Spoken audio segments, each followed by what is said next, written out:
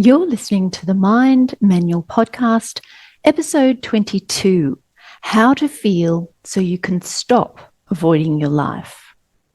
It's time to break through the touchy, feely, sissy stigma when it comes to talking about our feelings. The culture of our society has taken the emotional content of our lives off the table for discussion and reserved it for the domain of therapy with a psychologist or a psychiatrist. And then it's really only something you address when we're on our knees and we've become paralyzed with anxiety or depression. If you want to take a look into where this way of thinking about it has led us as a collective and what the truth of that really looks like, then buckle up as we go and break through the social norms and stereotypes that have held us back as a civilization because someone decided it was too sissy to explore emotions that ultimately have you hiding in fear and pain and withdrawing from life. When we deny, avoid, and distract ourselves from the negative or afflictive emotions that we're not wanting to feel, usually in the form of an activity such as overeating, overdrinking, shopping, gambling, scrolling, Netflixing, smoking, overworking, you name it, just about anything that can numb the pain or distract us enough to get some temporary relief, which is only fleeting. And when it passes, we're left with the back-end consequences of the activity that we use to buffer ourselves from our emotions. This could take the form of weight gain, loss of health, going into debt, withdrawing from family and loved ones, and ultimately life on many levels. We unwittingly create more pain and suffering when we don't address them, and we keep trying to block them by buffering ourselves from them with the activities that will give us a brief dopamine or adrenaline high as we attempt to move away from the pain towards pleasure. And we get locked in this downward spiral, all because we're unwilling and unable, through lack of knowledge and training, to address our emotions and process them through to completion. This is the primal brain's instinctual reaction to keep us safe and alive. If it keeps you moving away from pain in the direction of feeling good, then it thinks this will equate to keeping you out of harm's way.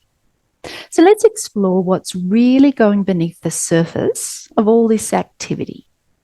I think the first thought error we have around all of this is that we expect our lives to be free from painful emotions.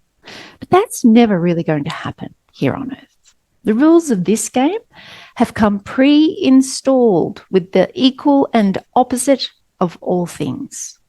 The law of relativity abounds in all areas of life. Have a think about it.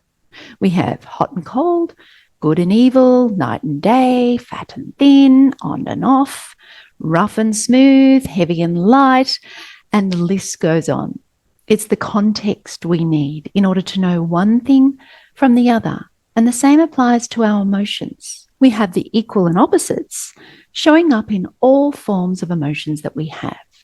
Love and hate, sad and happy, courageous and cowardice, excited and bored, hope and despair. We will always be able to find the equal and opposite condition for all of it. This is the very nature of life. And when we lose sight of that, we get stuck in resistance to what is the real truth of this human experience. So when we jump into railing against what is, we create a whole other layer of suffering when we resist and try and suppress or push something away by avoiding it or distracting ourselves. This might show up in the form of anger, frustration, despair, emotional withdrawal, eating that tub of ice cream, drinking the bottle of wine, numbing out on Netflix binge, or simply checking out on a drug-induced high. And the list goes on. This is so we don't have to face the fullness of that emotion. We perceive it as too much to bear, and we're not prepared to experience any discomfort. So we go about pursuing pleasure in its place, except that it never really lasts for long. And because we don't face it squarely, we have to keep running from it and hiding in all the activity. This is the norm and how society thinks it should be. We think it's far more comfortable to deal with the hangover the next day than it is to process the emotion of fear or shame or disappointment. So we go and label it as sissy or touchy-feely if we want to have a discussion about it or have anything to do with dealing with our emotions. It's far more acceptable to just push it down with another beer than it is to learn how to process it through to completion. This has been the conditioning of our society. We know such a thing as emotional intelligence exists, but where's all the education around it? It's easy to see how society doesn't really value it because there is no curriculum. It doesn't exist. Instead, we pump billions into the treatment after the fact, after we've lost our way and can't see a way through. The mental health system is on its knees alongside of us. The governments are broke and we are left broken. Talk about a broken model. Sorry, got a bit sidetracked there. Back to the first step in dispelling the belief that we should only experience positive emotions. Just think about it.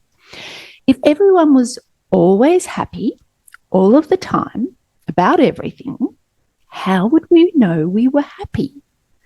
Living in the realm of an absolute, without any contrast, would actually deny us of the experience of something, of what it's like to be happy. If there was no sad to compare it with, what would a happy even look like? How would you describe it? What name or label would you even call it? This realm of relativity is what makes it possible to truly experience something. It's the 50-50 of life.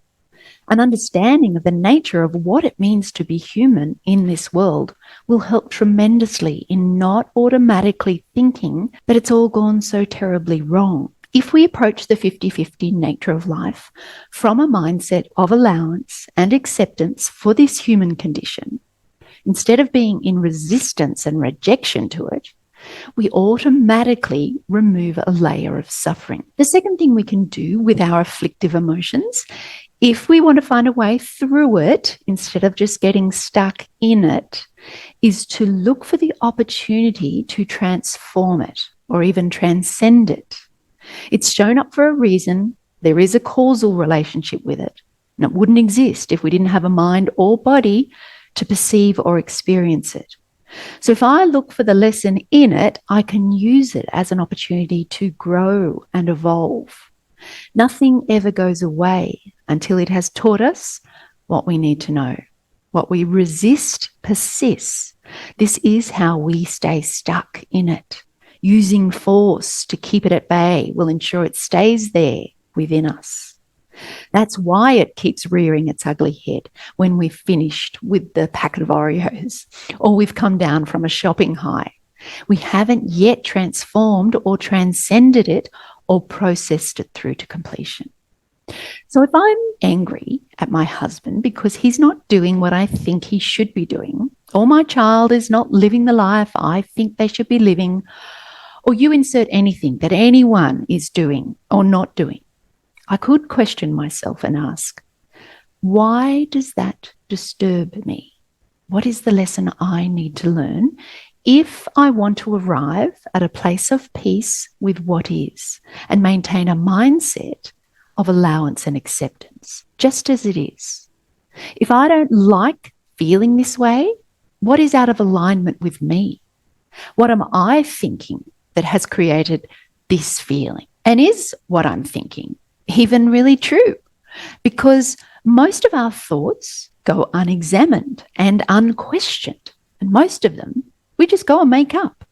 So they're not even true. It's only because we think them that we go and blindly believe them. Somewhere along the line, I think we've somehow projected our thoughts as an extension of ourselves. And to question the validity of our thoughts would mean to question the validity of ourselves, which I think is too painful for most people. We've somehow equated our thoughts with ourselves. We fall into the trap of believing our thoughts are real, just as we are, and we don't even see them as optional sentences in our mind. Thoughts are powerful, whether they're true or not, because it's our thoughts that create our feelings. And the physical component of an emotion that we feel in the body, it makes it all the more real. And what's real for us generally makes it true, in our mind anyway. So our thoughts combined with our feelings is making up our whole internal experience of something. And when we're immersed in an experience, how do we break free from it if it's not where we want to be? So if you don't like the way you feel, we need to identify the thought that created that emotion. We need to test and disprove it and shatter the illusion that you've just created for yourself. Because I can guarantee its equal and opposite also exists out there in the realm of possibilities. There will be a whole other way of thinking about something that actually creates the way you want to feel. We need to find that other perspective that is aligned with the peace and happiness that you wish to experience for exactly the same circumstance. This is not to say that we should automatically jump into a different model or view of the world in the moment we've been activated in that experience of something. It may be appropriate to be feeling sadness and grief if someone you love has just died. So first check in to see if that's the way you want to be feeling in this moment. Is it appropriate for you to be feeling happy when you've lost your loved one? Nor do you want to deny the emotion that has just been activated. It needs to be processed before you can go and explore an alternative perspective. We need to release the energy of that emotion first before we can even consider opening up to another possibility. When you study the physiology of an emotion and how it cascades throughout our body and how a fearful, intense, negative emotion will go and hijack our higher thinking brain, we can't engage in any rational, logical analysis until we deactivate it and that energy dissipates. So in order to fully process that emotion, we need to get out of our head and into our body by focusing on how this emotional energy has presented in your body. And that will help quiet the mind and all the thoughts and stories that are perpetuating this emotional response. One of the ways to do this is by becoming a quiet observer of yourself. Notice where you physically feel the presence of this energy and describe how it feels. It may be a racing heart, sweaty palms, a tightness in the chest, or restless legs. However it shows up for you. Try and be as specific as you can, as if you're describing it to someone who has never experienced what that emotion feels like. What are the different dimensions of it? Does it have any heat to it? Is it heavy or buzzing? We want the full description of the whole physical sensation. Don't resist it in any way. Just allow it to be there and just become the quiet and curious observer of it. Label it and tell yourself, so this is what shame feels like, or this is what anger feels like, or disappointment, or any emotion. You want to get to really know what it physically feels like in your body without the mental torment. And what you'll find is that the stillness of your mind, as you place yourself in the observer role, resting in the allowance of it to be there, will start to reduce in intensity until it dissipates and it completely leaves you. This is how you process it through to completion. The realization that the physical component of the emotion doesn't ever really amount to much is really quite staggering. And yet, look at the lengths we go to in avoiding and distracting ourselves from it. The fear we have around experiencing a negative emotion is what holds us back. We could spend a lifetime overeating, overdrinking, overdoing anything just so that we don't have to feel a certain way. We're completely unaware and unconscious of what is really going on with the emotion itself and the avoidance tactics we employ. So once we've been able to process the effect of the emotion in this way, then we can start to get to work on identifying the cause, which is going to be the thoughts and stories you have about it in your mind and what you've made it all mean. This is where we need to consider all the possibilities and look for the truth and seek to understand, which also means to explore all the ways how those thoughts could be untrue. We need to see where ignorance has blinded us. Try and shatter all of your beliefs around it and start looking at it from the other person's perspective, with all the limitations they might be filtering life through, and understanding what their conditioned environment has been that has them showing up in a particular way. What is responsible for what they might be ignorant to, and why they might see things the way they do. This will take you to a whole new level of understanding, which then helps us to have compassion for where they might be at. So if you're feeling frustrated with someone or hurt by them, try this exercise, and it will help you in not taking it so personally. You will see through to their model of the world and realize that what they may do or say is also being fueled by an emotion that they have created in their mind with their thoughts. And their thoughts will have come from a learned, conditioned perspective of the world based on the environment they live in, all of which has nothing to do with you. I first experienced how innocent we are to this fact of life when I had my first newborn.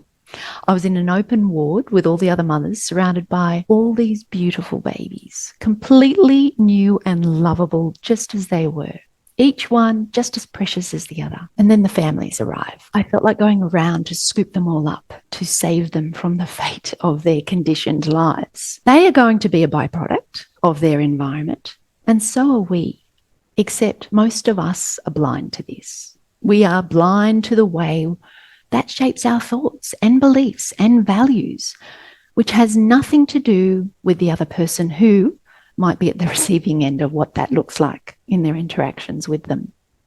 It's merely a reflection of what has been and what will be if there is no other additional input or desire for it to be any different than where it's at now. And because the next person in their circle of influence may be just as unaware, they'll go and take their actions and behaviour to mean something about them, which sets up the whole cycle in motion again.